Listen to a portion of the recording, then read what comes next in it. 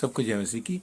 परमेश्वर का कलाम बताता है यूहन्ना रचित सुसमाचार और उसका 8 उसके 44 के अंदर कहा है कि प्रभु यीशु खुद कह रहे हैं यहाँ पर कि तुम अपने पिता शैतान से हो। वो आरंभ से ही झूठा है और वो झूठ का पिता है, वो हत्यारा है। क्यों कह रहे हैं? मगर हम वही बात एक उत्पत्ति की किताब उसका पहला अध्याय उसके 26 में जब पढ़ते हैं तो वहाँ पे लिखा है कि अब हम मनुष्य को अपने स्वरूप अपनी समानता में बनाए। तो यहाँ पर परमेश्वर अपने स्वरूप को दे रहा है, अपनी समानता को दे रहा है, अपने जैसा बना रहा है। और हर सोच हर विचार आदम के अंदर जब वो जीवित प्राणी बन जाता है तो वो परमेश्वर के साथ सहभागी भी होता है, सहभागिता करता है, प्रभु उससे मिलने के लिए भी आता है। मगर यहाँ पर आने के बाद हम देखते हैं तुम अपने पिता शैतान से हो, जो आरंभ से हत्यारा है, जो झूठ का पिता है।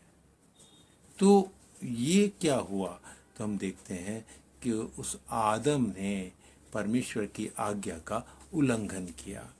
ये उल्लंघन इतना भारी हो गया कि उसको उस अदन की वाटिका से, जहाँ पर कोई पाप नहीं था, कोई बुराई नहीं थी, कोई श्राप नहीं था, मगर ये श्राप आदम के जीवन में आ गया, हवा के जीवन में आ गया, उस सर्प के जीवन में आ गया। और हम देखते हैं कि ये श्राप आने के कारण पूरी सृष्टि में वो दूषित हो गया एक तरीके से। और जहाँ पर मेल मिलाप था वहाँ पर अब एक दूसरे के प्रति घृणा ने जन्म ले लिया। और वो जन्म आज तक हम देखते हैं इंसानों के अंदर, जो एक दूसरे के प्रति नफरत, एक दूसरे के प्रति स्वार्थ, ये सब चीज़ें। इसीलिए प्रभु यीशु ने कहा कि तुम अपने पिता शैतान से हो। क्यों? क्योंकि उसने आरंभ में हत्या की। और किसकी की? आदम की हत्या की। आदम की हत्या कैसे?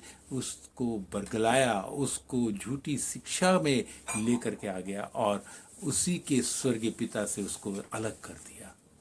इसलिए प्रभु यीशु आए, जिसमें उन्होंने कहा कि जगत की ज्योति मैं हूँ, क्योंकि और ज्योति हमेशा अंधकार में चमकती है। आज परमेश्वर हमसे अपनी उस ज्योति के द्वारा बात करना चाहता है। जय मसीह।